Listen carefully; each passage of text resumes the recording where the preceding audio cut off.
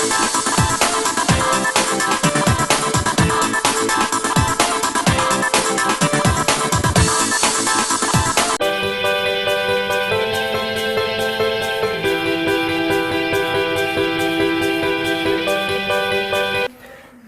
मित्रों, हम प्रारंभ करने जा रहे हैं यहाँ पर विशिष्ट कक्षा भौतिक विज्ञान की। भौतिक विज्ञान में हम अध्ययन करेंगे आज दाब का। दाब क्या होता है? ठीक है, दाब क्या होता है? दाब, प्रेशर,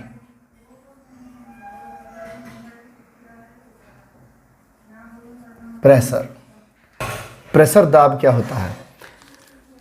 दाब हम कहते हैं जब इकाई क्षेत्रफल पर, जब किसी इकाई क्षेत्रफल पर कोई भार या बल लगाया जाता है तो हम उसको दाब कहते हैं। ठीक है, इकाई क्षेत्रफल पर लगने वाला बल या भार। तो हम बात करेंगे कि किसी इकाई क्षेत्रफल पर लगने वाला बल या भार दाब कहलाता है। तो हम यहाँ पर्टिकुलर किसी एक पॉइंट पर आकर के जो है भार वजन दबा रहे हैं, बल लगा रहे हैं। तो बल लगा रहे हैं फोर्स, और ये एक सरफेस एरिया है, यहाँ पर लगाया गया फोर्स जो है हमारे लिए दाब कहलाएगा। ठीक है, तो दाब पर्टिकुलर क्या है? इकाई क्षेत्रफल पर लगने वाला बल है। ठीक है, तो हम इसको ऐसे देख सकते हैं, P माने प्रेशर बराबर फोर्स बटे एरिया। तो यह लगाया गया बल, इकाई क्षेत्रफल पर लगाया गया बल, ये क्षेत्रफल है, क्षेत्रफल और ये हो गया बल। ठीक है, पृष्ठ पर लगाया गया बल बटे क्षेत्रफल बराबर हो गया हमारा दाब। तो हम देखें कि बल जितना ज़्यादा होगा, क्षेत्रफल जितना कम होगा, उतना ज़्यादा बल कार्य करेगा। तो ये इन्वर्सली प्रोपोर्शनल हो गया, तो ये इसके बराबर होगा और ये इसके अपोजिट होगा। दाब बढ़ जाएगा अगर क्षेत्रफल घट जाएगा, दाब घट जाएगा अगर क्षेत्रफल बढ़ जाएगा। तो इस नियम पर बल कार्य करता है। बल को हम देखते हैं न्यूटन और क्षेत्रफल को हम देखते हैं न्यूटन, हम क्षेत्रफल को देखते हैं मीटर स्क्वायर। तो न्यूटन पर मीटर स्क्वायर जो होता है इसका SI यूनिट हो जाएगा। ठीक है, SI यूनिट हो जाएगा, तो इसको हम बोलेंगे पास्कल। तो पास्कल जो होता है वह दाब की इकाई हो जाएगी, SI यूनिट हो जाएगी। ठीक है, अब हम बात कर रहे हैं यहाँ पर कि मान लीजिए एक कील है, ठीक है, और एक टूटी कील है, ठीक है। तो टूटी कील जो होगी वो, उसको अगर हम दीवार में ठोकेंगे तो जल्दी नहीं ठुकेगी, क्योंकि उसकी सतह आगे तो चपटी है ही है और पीछे भी चपटी हो जाएगी। तो ऐसी कंडीशन में वो दीवार के अंदर नहीं जाएगी। जबकि हम बात करेंगे अगर कोई कील नुकीली है तो वो उसके दीवार के अंदर जाने की संभावना ज़्यादा होगी, क्योंकि इसका क्षेत्रफल जो है, ये एरिया जो है ये कम होगा। ठीक है, तो इस कारण से जो है यह दीवार में धंस जाएगी। क्योंकि चपटी कील का सरफेस एरिया जो है ये एरिया बड़ा होगा, तो ये दीवार में नहीं धंसेगी। ठीक है, जैसे हम कहते हैं कि अगर कोई व्यक्ति दलदल में फंस जाता है, जैसा दिख रहे हैं दलदल में फंस जाता है, तो वह दलदल में डूब जाता है। लेकिन यदि वह लेट जाए तो वह दलदल के बाहर आ सकता है। लेट करके आप दलदल के बाहर निकल सकते हैं, क्योंकि आपका पृष्ठ क्षेत्रफल, आपका सरफेस एरिया जो है वो बढ़ जाती है, आप बाहर आ जाते हैं।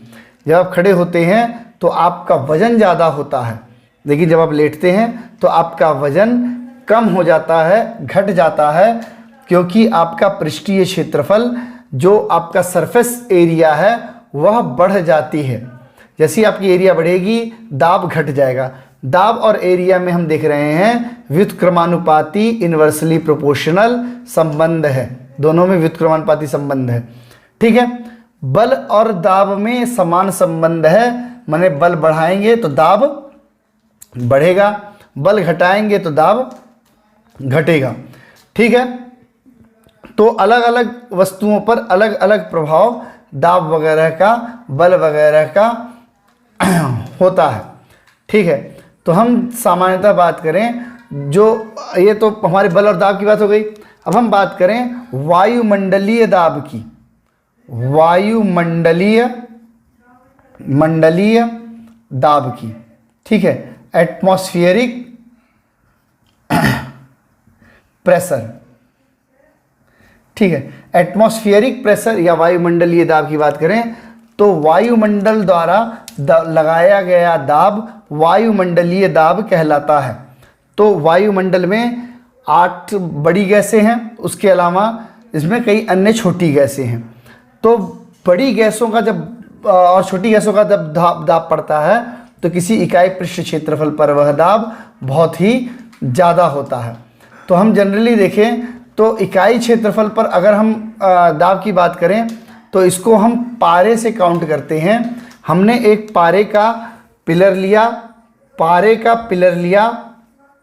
ठीक है, पारा मरे मरकरी। हमने एक पारे का पिलर लिया जो कि 76 सेंटीमीटर ऊंचा है। इसके अंदर हमने पारा भर दिया। इसके ऊपर जो भी दबाव पड़ रहा है वह हमारा वायुमंडलीय दाब होगा, प्रति सेंटीमीटर क्षेत्रफल पर पड़ने वाला भार। ठीक है, ये हमारे लिए वायुमंडलीय दाब होगा। वास्तविक रूप से जो वायुमंडलीय दाब हम देखें तो सबसे अधिक जो वायुमंडलीय दाब है 76 सेंटीमीटर प्रति क्षेत्रफल पर जो पड़ेगा वो 0 डिग्री टेम्परेचर हो, ठीक है, और 45 डिग्री अक्षांश हो। अक्षांश बने जो अपनी लाइन होती है लैटिट्यूड की बात कर रहे हैं अपन।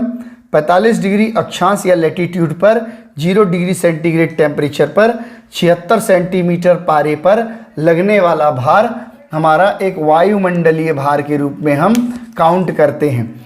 हम समुद्र तल की बात करें तो समुद्र तल पर जो है करीब 10,000 पास्कल दाब होता है। ठीक है, 10,000 पास्कल दाब करीब वायुमंडलीय दाब जो है समुद्र तल पर देखने को मिलता है। सबसे अधिक दाब समुद्र तल पर देखने को मिलता है। कम दाब की बात करें तो पर्वत पर सबसे कम दाब देखने को मिलता है। प्रेशर सबसे कम होता है पर्वतों पर। ठीक है, इसके अलावा हम देखें तो हम देखें, कहते हैं कि जो प्रेशर कुकर होता है, प्रेशर कुकर में खाना जल्दी पक जाता है। तो क्यों पक जाता है? खाना जल्दी पकेगा, क्यों पका? क्योंकि वह प्रेशर होता है, दाब होता है वायु का, जिस कारण से खाना जल्दी पक जाता है। पर्वत पर खाना देर से पकता है। ठीक है, समुद्र पर जल्दी। क्यों? क्योंकि पर्वत पर वायुमंडलीय दाब कम होता है और समुद्र तल पर अधिक होता है। पर्वत पर सांस लेने में प्रॉब्लम होती है, सांस में दिक्कत आती है। क्यों होता है? क्योंकि वायुमंडलीय दाब कम हो जाता है और ब्लड प्रेशर अधिक होने के कारण नाक कान मुंह से खून बाहर की तरफ निकलने लगता है। तो ये वायुमंडलीय दाब के कारण जो है कई प्रकार की परेशानियां देखने को मिलती हैं। ठीक है, अब अपन जैसे देखें तो वायुमंडलीय दाब के बारे में अगर हम बात करें तो सबसे पहले जो है जानकारी जो है वो दी थी वॉन क्यूरिक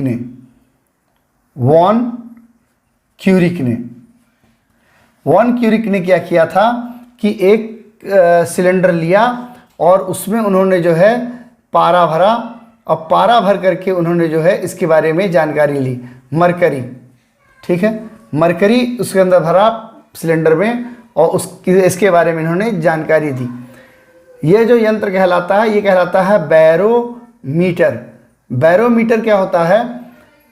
वायुमंडलीय दाब को मापने के लिए उपयोग किया जाने वाला वॉन म्यूरिक ठीक है। वायुमंडलीय दाब को मापने वाला एक पैमाना होता है, ठीक है। तो हम देखें वायुमंडलीय दाब को मापने के लिए इन्होंने एक साधारण बैरोमीटर का प्रयोग किया था, ठीक है। इसके अतिरिक्त जो है देखा जाए अलग अलग समय पर अलग अलग वैज्ञानिकों ने कई प्रयोग किए, जैसे 14 वायु दाब मापी। हम 14 वायु दाब मापी की बात करें तो 14 वायु दाब मापी क्या होता है, मतलब 14 बैरोमीटर हम कहेंगे। 14 बैरोमीटर क्या होता है, ये ऐसा ही होता है जिसके अंदर पारा भरा हुआ होता है, ठीक है। इसी से होता है एक एनेरॉइड माने निर्वात दाब मापी बैरोमीटर। एनेरॉइड बैरोमीटर क्या होता है, उसमें अंदर कुछ भी नहीं होता है, खाली हवा होती है जो दाब के कारण मूवमेंट करती है, तो उसको जो है अपन एनेरॉइड कहते हैं, ठीक है। एनेरॉइड में ही जो है जब लाइन खींची होती है तो उसे आल्टीमीटर कहते हैं। आल्टीमीटर दाब मापी या बैरोमीटर कहेंगे अपन। तो जब एनेरॉइड में जो है, एनेरॉइड में मार्क हूँ मतलब एनेरॉइड बना हुआ है और इसके अंदर ऐसे मार्क बने हुए हैं, 1 2 3 4 बने हुए मार्क बने हैं, तो इसको हम कहते हैं आल्टीमीटर। आल्टीमीटर का मतलब होता है किसी चीज को इंगित करना, नामांकित करना, तो उसको इंगित या नामांकित करके जो है ये दिया जाता है, इसको हम आल्टीमीटर कहते हैं। तो आल्टीमीटर के माध्यम से भी जो है लाइनें खींची होती है एनेरॉइड निर्वात बैरोमीटर में, तो हम उसकी काउंटिंग करते हैं। तो इस टाइप से हम दाब वगैरह को देखते हैं। तो हमने वायुमंडलीय क्षेत्र में दाब को देखा। अब हम देखें जैसे समुद्र किनारे वायु दाब मापी है, हम कहते हैं जैसे वायु दाब मापी है, ठीक है। वायु दाब मापी में जब वायुमंडलीय दाब बढ़ता है तो ये नीचे की ओर सरकेगा। जब ये नीचे की ओर जाएगा तो दाब बढ़ेगा। दाब बढ़ेगा तो तूफान, आंधी, ठीक है, बरसात होगा। जितना तेजी से नीचे जाएगा उतना तेजी से ही तूफान, आंधी, बरसात शुरू हो जाएगी। जैसे ही दाब घटेगा तो ये ऊपर की तरफ बढ़ेगा। जैसे ही पैमाना ऊपर की तरफ जाएगा, मेजरमेंट ऊपर जाएगा, तो गर्मी बढ़ेगी, ठीक है। जो है जब गर्मी बढ़ेगी तो मौसम साफ होगा, ठीक है, मौसम साफ होगा। तो इस तरह से मौसम क्लियर होगा जब ऊपर की ओर बढ़ेगा। दाब बढ़ाने पर जो होता है, जैसे पानी वगैरह है तो वह जम जाते हैं, वो उस पर जमाव बढ़ जाएगा, ठीक है। लेकिन अगर कोई फैलने वाली चीज़ है जैसे पारा वगैरह है तो वह दबाव बढ़ाने पर फैल जाएगा, अपनी सतह पर फैल जाएगा। हम मोम की बात करें तो मोम दाब पर फैलेगी, ठीक है। हम पानी की बात करें तो दाब पर सिकुड़ेगा, श्रिंक होगा, ठीक है। पानी श्रिंक हो जाता है, दब जाता है, दबाव बढ़ाते हैं तो वहाँ दाब बढ़ने पर वो सिकुड़ने लगेगा, जबकि मोम पिघल करके दब जाएगी। तो हम देखें अलग अलग वस्तुओं के ऊपर इसका अलग अलग प्रभाव पड़ता है। कुछ वस्तुएं जो है क्वथनांक और गलनांक के आधार पर काउंट होता है। जैसे हम देखें कि मोम क्वथनांक के आधार पर तो पिघलती है ना, पानी भी क्वथनांक बढ़ने पर पिघलता है, लेकिन इसके जमने की दर पानी की ज़्यादा होती है। तो पानी के ऊपर दाब बढ़ाएंगे तो वह सिकुड़ेगा और मोम पर दाब बढ़ाएंगे तो वह फैल जाएगी। तो क्वथनांक और गलनांक मतलब हम बात करेंगे मेल्टिंग पॉइंट और फ्रीजिंग पॉइंट की, तो उसके आधार पर जो है जिसका फ्रीजिंग पॉइंट ज़्यादा होगा उसके पर दाब जो है ज़्यादा काम करेगा, जिसका फ्रीजिंग पॉइंट कम होगा उस पर दाब कम काम करेगा। तो अलग अलग वस्तुओं पर अलग अलग दाब का प्रभाव देखने को मिलेगा। अलग स्थानों पर भी अलग अलग प्रभाव देखने को मिलता है। जनरली हम एक छोटी सी और चीज़ दिखाते हैं आपको, अक्षांश रेखाएं क्या हैं। ये 0 डिग्री अक्षांश है जिसे अपन कहते हैं, है ना, ये क्या अपन देखें ईस्ट टू वेस्ट खींची हुई लाइनें होती हैं, काल्पनिक रेखा होती हैं। तो 0 डिग्री एकदम बीचों बीच खींची रेखा होती है। इसके ऊपर को नॉर्थ हेमिस्फीयर कहा जाता है, उत्तरी गोलार्ध, नीचे वाले को साउथ हेमिस्फीयर कहा जाता है, दक्षिणी गोलार्ध। दोनों तरफ 45 डिग्री पर अपने अलग अलग अक्षांश होते हैं। इसी को लॉन्गिट्यूड कहा जाता है, अक्षांश कहा जाता है। तो यहाँ पर हम दाब की बात कर रहे हैं 0 डिग्री सेंटीग्रेड पर लेकर के, ठीक है, उत्तरी ध्रुव में और दक्षिणी ध्रुव की तरफ। ध्रुव नहीं हम कहेंगे, गोलार्ध में, उत्तरी गोलार्ध में और दक्षिणी गोलार्ध में।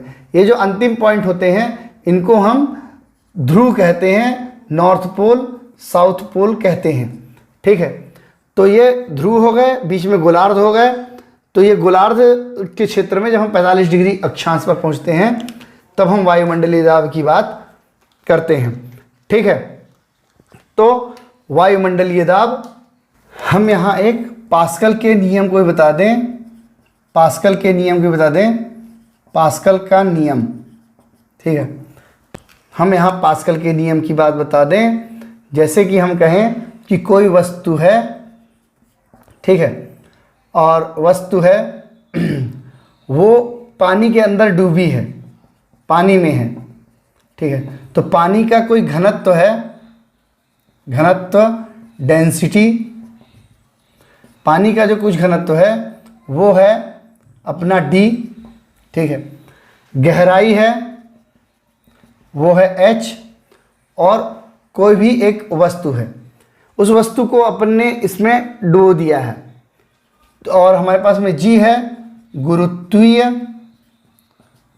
त्वरण, ग्रेविटेशनल एक्सीलरेशन, गुरुत्वीय त्वरण।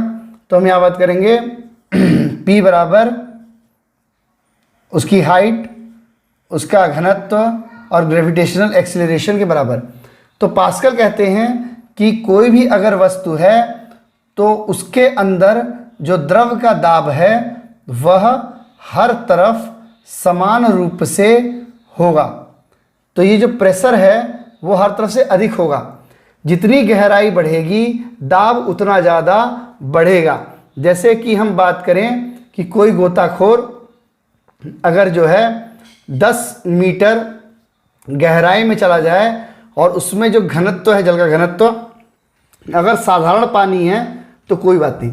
घनत्व क्या होता है? घनत्व, डेंसिटी क्या है? घनत्व क्या है? इकाई क्षेत्रफल में मिले पदार्थ।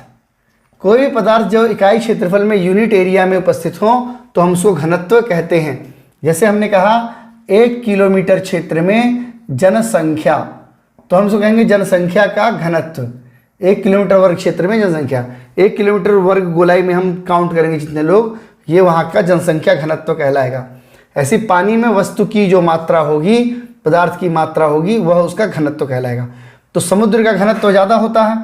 तो समुद्र में अगर कोई व्यक्ति 10 मीटर नीचे चला जाए तो उसके ऊपर भार बहुत ज़्यादा हो जाएगा, नीचे गुरुत्वीय त्वरण बल बहुत ज़्यादा काम करेगा। तो पानी का तो भार है ही है, और ज़मीन का जो गुरुत्वाकर्षण बल का भार है वो भी बहुत अधिक होगा, ठीक है। तो गोताखोर को नीचे जाने में बहुत सारी परेशानियों का सामना करना पड़ेगा। अब हम बात कर रहे हैं पास्कल के नियम की। तो पास्कल कह रहे हैं कि वस्तु के अंदर अगर द्रव भरा है तो उस द्रव का जो दाब है वो प्रत्येक इकाई क्षेत्रफल पर समान होता है। तो समान बल, समान दाब काम करेगा। हम इसको अगर यहाँ से फोड़ दें, यहाँ से फोड़ दें, यहाँ से फोड़ दें, कहीं से फोड़ें, तो पानी की धार की गति उतनी ही होगी जितनी किसी भी क्षेत्र में समान होगी। पानी की धार की गति हर तरफ समान होगी, ये पास्कल कहते हैं। तो बराबर दाब बराबर बल द्रव चारों तरफ लगाता है। तो जैसे हम कहते हैं hydraulic train, hydraulic chair, hydraulic train, hydraulic कोई भी वस्तु जब हम बात कर रहे होते हैं तो वो सब पास्कल के सिद्धांत पर कार्य कर रही होती हैं, ठीक है। तो कोई भी चीज़ जो हाइड्रोलिक रूप से कार्य कर रही है, वो जिसमें हम पानी का इस्तेमाल कर रहे हैं ढकेलने में या उठाने में, तो वह सब पास्कल के नियम पर कार्य करती है, हाइड्रोलिक या जल से बनी हुई कोई भी अन्य वस्तु। ठीक है, तो ये हो गया हमारा पास्कल का सिद्धांत वायुमंडलीय दाब के आधार पर। ठीक है, धन्यवाद, बाकी अपन बाद में देखेंगे।